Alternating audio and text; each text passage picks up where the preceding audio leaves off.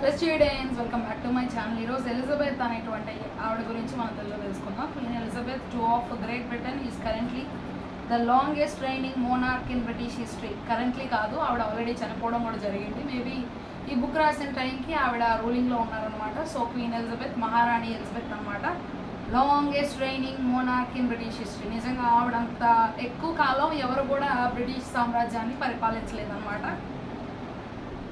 Queen Elizabeth II was born Princess Elizabeth Alexandra Mary on April 21st, 1926 in London.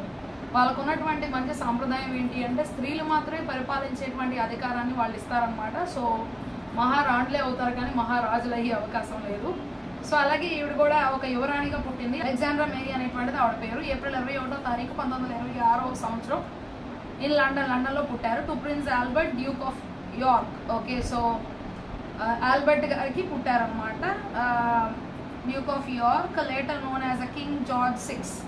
Okay, so ఆయన పేరు Albert అనమాట. ఆయన York అనేటువంటి ప్రాంతానికి డ్యూక్గా వ్యవహరించారు. తర్వాత ఆయన రాజుగారు కూడా అయ్యారు.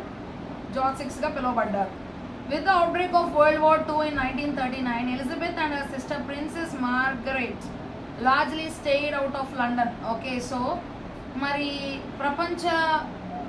రెండవ ప్రపంచ యుద్ధం జరిగినటువంటి సమయంలో 1939వ సంవత్సరంలో ఎలిజబెత్ అట్లాగే వారి యొక్క సహోదరి అయినటువంటి యువరాణి మార్గరెట్ అనే ఆవిడ, వాళ్ళిద్దరు కూడా ఎక్కువగా లండన్కి దూరంగా ఉన్నారన్నమాట. Having been relocated to Windsor Castle. Okay, so వాళ్ళు అక్కడి నుంచి విన్సర్ అనేటువంటి కోటకి వెళ్ళారనమాట. Elizabeth soon started taking on other public duties. Okay, so తర్వాత ఇంకా మిగతా జనాల కోసం చేయాల్సినటువంటి పనుల మీద ఆవిడ పడడం జరిగింది. అవి చూసుకోవడం స్టార్ట్ చేసింది. Appointed colonel in chief of the Grenadier Guards by her father. Okay, Elizabeth made her first public appearance inspecting the troops in 1942. Okay, so ఆవిడ మొట్టమొదటిగా 1942వ సంవత్సరంలో అందరికీ కూడా జనాలకి కనబడింది అనమాట. మరి ఆ సైనికుల ముందు ఆవిడ రావడం జరిగింది. She also began to accompany her parents on official visits with in Britain. అలాగే ఆవిడ ఏం చేసేదంటే ఆవిడ యొక్క తల్లిదండ్రులతో పాటు మరి ఎక్కడికైనా వెళ్ళాల్సినటువంటి అవసరం వస్తే బ్రిటన్లో వాళ్ళతో పాటు తను కూడా వెళ్తూ ఉండేదన్నమాట.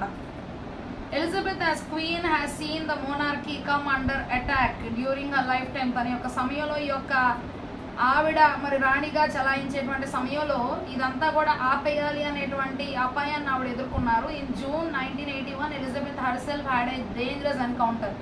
ఓకే, 1941వ సంవత్సరంలో ఎలిజబెత్ గారి మీదకే ఒక భయంకరమైనటువంటి అపాయాన్ని ఆవిడ ఎదుర్కోవాల్సి వచ్చింది. She was riding in the trooping the colour a special military parade to celebrate her official birthday. Okay, so ఆవిడ తన యొక్క పుట్టినరోజు చేసుకుంటూ ఉన్న సమయంలో సైనికులు ఆవిడ తీసుకొని వెళ్తా ఉన్నటువంటి సమయంలో when a man in the crowd pointed a gun at her. Okay, so అక్కడ ఉన్నటువంటి జనాలందరిలో ఒక ఆయన ఆవిడ ఎదురుగా తుపాకీని పెట్టాడు కాల్చాలని. he fired but fortunately the gun was loaded with blanks. Okay, so అక్కడ ఏమీ లేవు అనమాట. అదృష్టవశాత్తు దానిలో ఎలాంటి బుల్లెట్స్ లేవు.